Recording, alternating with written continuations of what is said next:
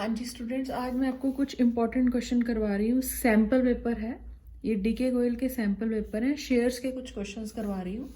इसमें क्वेश्चन है, Gati limited forfeited 1200 share of 100 each issued at a premium of 30% to Dinesh on which he had paid application money 50 and allotment money of ₹50 per share including premium for non-payment of first call of ₹2. Out of these 500 share were reissued as fully paid for 90 per share, amount transferred to the capital reserve. इस question में हमें यह मालूम करना है कि कितना amount capital reserve में ट्रांसफर हुआ है। पहले क्वेश्चन का फॉर्मेट लिख लेते हैं थोड़ा सा। गति लिमिटेड ने 1200 शेयर फॉरफिट किए हैं। 100 रुपीज का शेयर है, 30% प्रीमियम है। जब भी आप प्रीमियम का टॉपिक कैलकुलेट करते हो, it should be always on the face value of the share. तो यानी 100 का 30% 30 रुपए, यानी 100 वाला शेयर कंपनी ने 30 रुपीज में इशू किया है। एप्लीकेशन पर 50 रुपए हैं, एप्लीकेशन 50 रुपीज। अलॉटमेंट में 50 रुपए हैं इंक्लूडिंग प्रीमियम। तो अलॉटमेंट को 50 की बजाय आप लिखें 20 + 30। जो प्लस के इधर अमाउंट लिखोगे आप, वो लिखोगे प्रीमियम वाला amount, because premium is not a part of capital. ये पार्ट ऑफ कैपिटल है 20 रुपए। उसके बाद 10 रुपीज फर्स्ट कॉल के हैं। फर्स्ट कॉल 10 रुपीज, शेयर 100 का था। तो अभी आप देख लेना ये कितने का शेयर बन रहा है। तो अभी तक ये शेयर पूरा नहीं बन रहा है 100 रुपीज का। 50 + 20 70 + 10 80। इसका मतलब कंपनी ने फाइनल कॉल कभी ड्यू की ही नहीं। मुझे कैसे पता चला? क्योंकि उसके बाद ही, फर्स्ट कॉल के बाद ही उसके शेयर फॉरफिट हो गए हैं। अब उसने क्या क्या नहीं पे किया? For non payment of first call, उसने सिर्फ फर्स्ट कॉल पे नहीं की है। उसने सिर्फ फर्स्ट कॉल पे नहीं की, एप्लीकेशन पे किया, अलॉटमेंट पे किया। अगर उसने अलॉटमेंट मनी पे कर दिया, इसका मतलब उसने प्रीमियम भी पे कर दिया है ना। तो अब सबसे पहले हम जब शेयर फॉरफिट करेंगे तो आपको क्या एंट्रीज लिखनी होती हैं? Share capital account debit. क्यों शेयर कैपिटल अकाउंट डेबिट? जब एक कंपनी शेयर इशू करती है तो कैपिटल अकाउंट क्रेडिट होता है, क्योंकि capital is a liability for a company. जब वही शेयर कंपनी वापस ले रही है तो कैपिटल अकाउंट डेबिट हो जाता है। तो 1200 शेयर फॉरफिट हो रहे हैं। यहाँ पर अभी आप 100 से मल्टीप्लाई नहीं करेंगे, 80 से मल्टीप्लाई करना पड़ेगा। क्यों 80 से मल्टीप्लाई करना पड़ेगा? क्योंकि कंपनी ने फाइनल कॉल कभी ड्यू की ही नहीं। तो शेयर कैपिटल कितने की बनेगी? 96,000 की। सबसे इंपॉर्टेंट बात जो बच्चों को देखनी चाहिए कि क्या उसने प्रीमियम वाला पैसा पे कर दिया या नहीं कर दिया। उसने अलॉटमेंट मनी पे कर दिया, इट मीन्स उसने प्रीमियम भी पे कर दिया। तो प्रीमियम तो खा गई कंपनी, उसे तो छोड़ ही दो। उसके बाद सबसे पहले वो अमाउंट लिखना चाहिए जो उसने पे नहीं किया। 2 शेयर फर्स्ट कॉल, 1200 शेयर्स के ऊपर उसने फर्स्ट कॉल 10 रुपए की पे नहीं की। तो 1200 × 10, ये हो गया आपका 12,000। फिर आप लिखेंगे 2 share for feature. For feature में वो अमाउंट आता है जो शेयर होल्डर ने पे कर दिया। क्या क्या पे कर दिया? एक एप्लीकेशन मनी 50 रुपीज और अलॉटमेंट मनी 20। अब प्रीमियम वाला अमाउंट छोड़ दो, प्रीमियम वाला अमाउंट तो कंपनी खा गई और निगल गई। तो 1200 शेयर × 50 एप्लीकेशन के उसने पे कर दिए। तो अमाउंट कितना हुआ? 60,000। 1200 शेयर्स के ऊपर 20 रुपए की अलॉटमेंट। मैं ये जानबूझकर अलग करके दिखा रही हूँ ताकि आपको पता चल जाए कि प्रीमियम वाला अमाउंट नहीं लेना है अभी। तो 1 2 3 24,000। तो टोटल उसका फॉर फीचर अमाउंट कितना आ रहा है? 84,000। ठीक है, फिर भी टोटल करके देख लेना, ये 96 और ये दोनों डेबिट और क्रेडिट इक्वल हुआ या नहीं हुआ। उसके बाद क्या हुआ? इसमें से कंपनी ने 500 शेयर री इशू कर दिए। अब इंपॉर्टेंट बात क्या है यहाँ पर? Out of these 500 share reissued as fully paid up. अब यहाँ क्या लिखा है? Fully paid up. इसका मतलब ये हुआ कि जब कंपनी ने इन शेयर्स को री इशू किया तो अब किसी ने कभी किसी कंपनी ने किसी के शेयर फॉरफिट कर लिए, उस टाइम तक फर्स्ट कॉल तक था। तो इसका मतलब ये थोड़ा ना कि कंपनी बैठी रहेगी आराम से कि सेकंड कॉल ड्यू ही नहीं करेगी। उस दौरान कंपनी ने सेकंड कॉल ड्यू कर दी होगी सभी शेयर्स के ऊपर। तभी यहाँ लिखा जाता है आउट ऑफ दिस 500 शेयर वर री इशूड। यानी जब कंपनी ने, सपोज मेरे 1200 शेयर फॉरफिट किए, तब तक फर्स्ट कॉल डी हुई थी। उसके बाद जब कंपनी ने मेरे ही शेयर्स में से 500 शेयर री इशू कर दिए, तब वो 100 का हो गया, यानी फाइनल कॉल डी हो चुकी होगी। तो अब 100 का शेयर है और कंपनी 90 में री इशू कर रही है, तो कंपनी को 10 रुपए पर शेयर का लॉस हो रहा है। आप कोई भी एंट्री ना करें, सबसे पहले एक चीज क्लियर करें कि 1200 शेयर का फॉर फीचर अमाउंट 84,000 है, तो 500 का कितना होगा। 1200 शेयर का फॉर फीचर अमाउंट 84,000 है, तो 1 का कितना होगा। तो 500 शेयर जितने री इशू कर रही है कंपनी, उनका फॉर फीचर अमाउंट कितना होगा। तो इसको काट लो, तो ये आएगा 3500। ये इंपॉर्टेंट है करना। तो यानी जिन शेयर को कंपनी फॉरफिट कर रही है और री इशू भी कर रही है, उनके फॉर फीचर अमाउंट में से कैपिटल रिजर्व क्रिएट होता है। जिस शेयर्स को कंपनी ने फॉरफिट तो किया लेकिन री इशू नहीं किया, उनका फॉर फीचर वाला अमाउंट कभी भी कैपिटल रिजर्व में नहीं जाएगा, वो शेयर फॉर फीचर अकाउंट के नाम से ही रहेगा। या आजकल जैसे क्वेश्चन पूछ रहे हैं कि what is the balance in the forfeiture account, तो जो शेयर फॉरफिट हुए और री इशू नहीं हुए, उनका for feature amount share forfeiture account में रहेगा। तो इसीलिए हमने 500 शेयर री इशू हो रहे हैं, तो 500 शेयर का फॉर फीचर अमाउंट मैंने अलग कर लिया 3500। इन 500 शेयर्स को कंपनी री इशू कर रही है 90 रुपीज में, तो बैंक अकाउंट डेबिट यानी पैसा आ रहा है। 500 शेयर को री इशू कर रही है 90 में, 1 2 3 45,000। Share forfeiture account debit, जब री इशू करती है कंपनी उस वक्त अगर लॉस हो रहा है तो उसको फॉर फीचर अमाउंट से पूरा किया जाता है। तो 500 इंटू 10, 5,000 का लॉस हो रहा है। कुछ गड़बड़ हो रही है, 5,000 का लॉस हो रहा है। यहाँ पे 35,000 आएगा और यहां पर आएगा। देखो मुझे कैसे पता चला गड़बड़ हो रही है, ये भी अच्छी चीज हो गई बाई चांस कि 5,000 का लॉस हो रहा है और अवेलेबल अमाउंट 3500। ऐसा तो हो ही नहीं सकता, यानी कि कंपनी ने उसका फॉर फीचर अमाउंट 3500 है और री इशू करते वक्त 5,000 का लॉस सहन कर रही है, ये तो पॉसिबल ही नहीं है। इसी बात पर एक क्वेश्चन बनता है इंपॉर्टेंट कि जब एक कंपनी फॉरफिटेड शेयर को री इशू करती है तो मैक्सिमम कितने डिस्काउंट पर इशू कर सकती है, up to the forfeiture amount. तो मुझे यहां से पता चल गया कि मेरी कैलकुलेशन मिस्टेक हो रही थी। ठीक है, तो यहां पर 500 शेयर का फॉर फीचर अमाउंट 35,000 रुपए है, 35 नहीं था। तो बैंक अकाउंट डेबिट 500 इंटू 90 रुपए, यानी 500 शेयर को 90 रुपए में री इशू किया 45,000। 500 शेयर के ऊपर 10 रुपए का लॉस हो रहा है क्योंकि फुली पेड लिखा हुआ है, यानी 100 का शेयर है तो 90 रुपए में री इशू कर रहे हैं, तो 10 रुपए पर शेयर लॉस।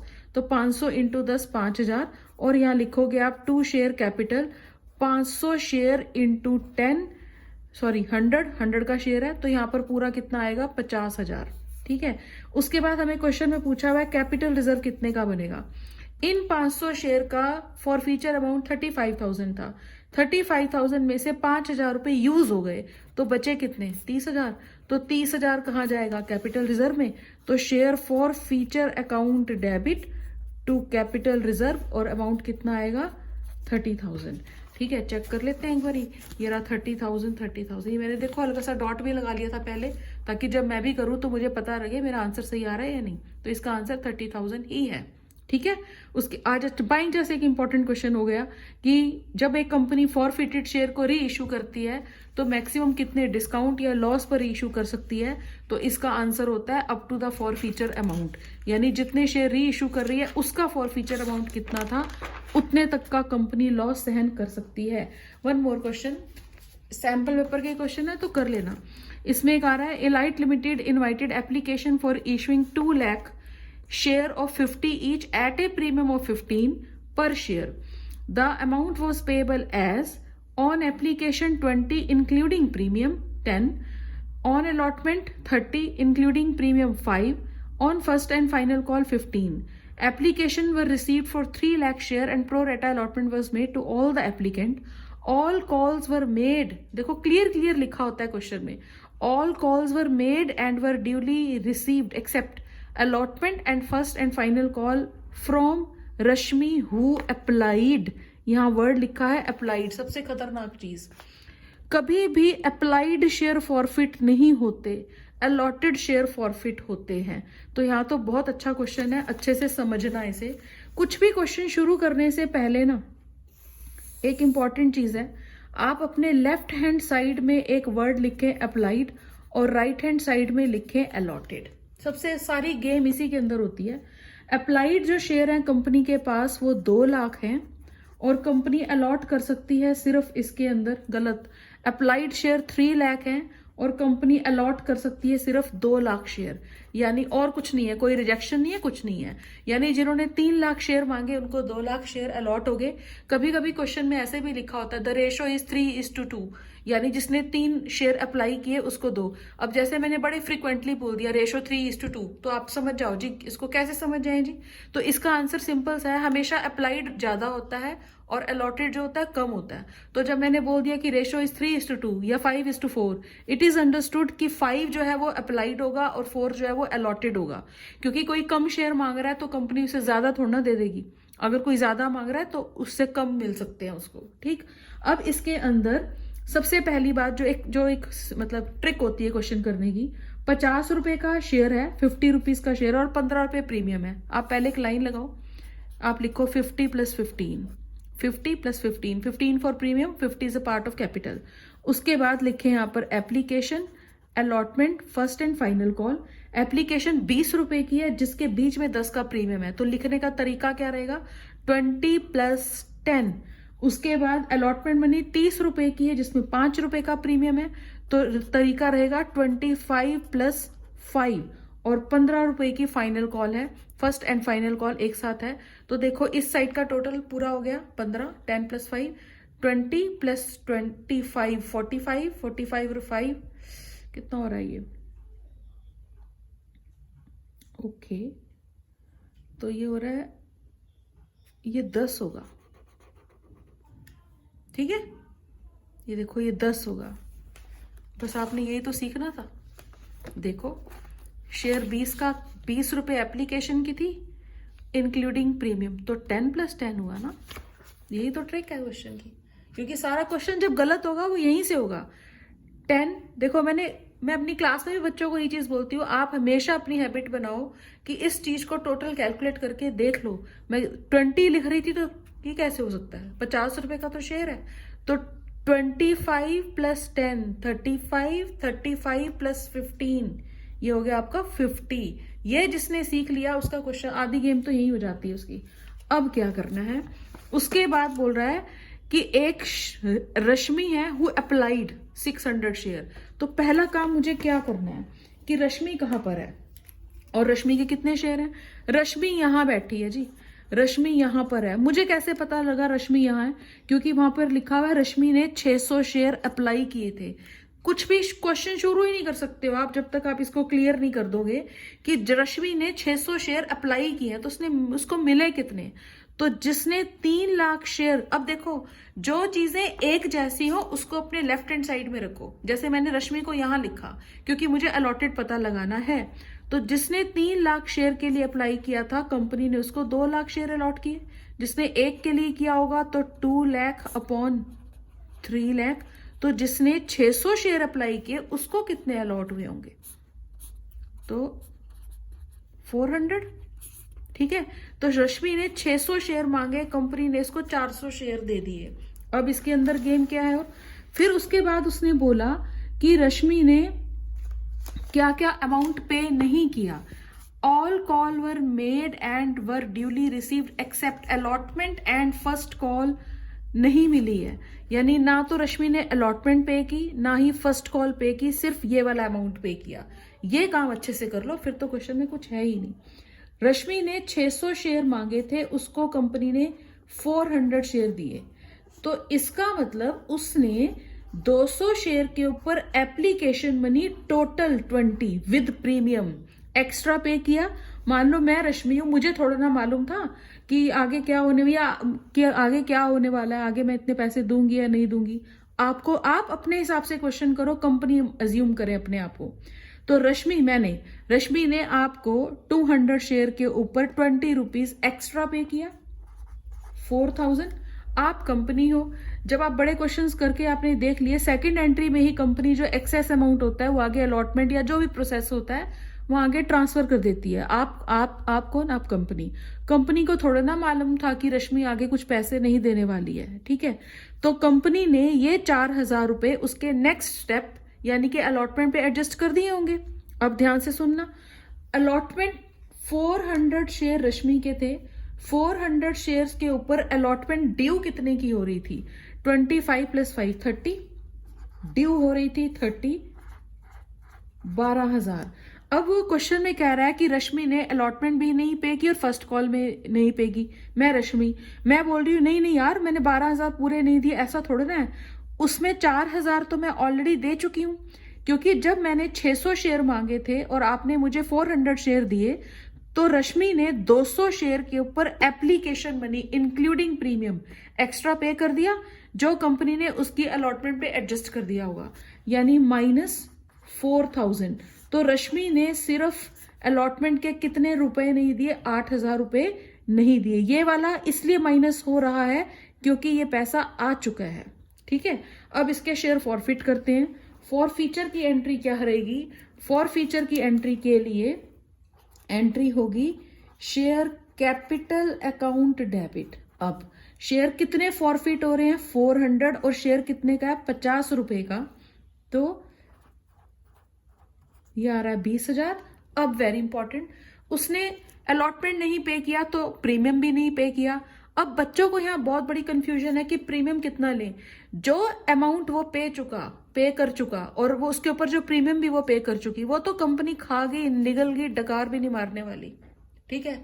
अब जो प्रीमियम उसने अलॉटमेंट पर पे नहीं किया 5 रुपए, उसके लिए देखो कंपनी शोर मचा रही है। उसके लिए कंपनी ने लिखा share for feature share premium account, security premium account debit. तो प्रीमियम कितना आएगा? 400 शेयर के ऊपर प्रीमियम 5 रुपए का, ये हो गया आपका 2,000। यानी 400 शेयर्स को अलॉट किए थे, उसने 5 रुपए का प्रीमियम जो अलॉटमेंट के वक्त था वो नहीं दिया, उसके लिए कंपनी ने उसको डेबिट कर दिया। उसके बाद कंपनी वो पैसा लिखेगी जो उसने नहीं पे किया, 2 शेयर अलॉटमेंट। तो जो अलॉटमेंट पर उसने पैसा नहीं दिया वो कितना है? अब सिर्फ 8,000 रुपए। उसकी टोटल अलॉटमेंट 400 शेयर इंटू 30, 12,000 की ड्यू थी। 12,000 में से 4,000 रुपए उसने बाई चांस अनजाने में पे कर दिया था। कैसे? उसने 600 शेयर मांगे थे, कंपनी ने 400 शेयर दिए। 200 शेयर के ऊपर पूरा एप्लीकेशन मनी इंक्लूडिंग प्रीमियम 4,000 वो दे चुकी, वो कंपनी ने एडजस्ट कर दिया। तो उसने अलॉटमेंट पर कितने रुपए नहीं दिए? सिर्फ 8,000 रुपए नहीं दिए। तो 2 शेयर अलॉटमेंट कितना आएगा? 8,000।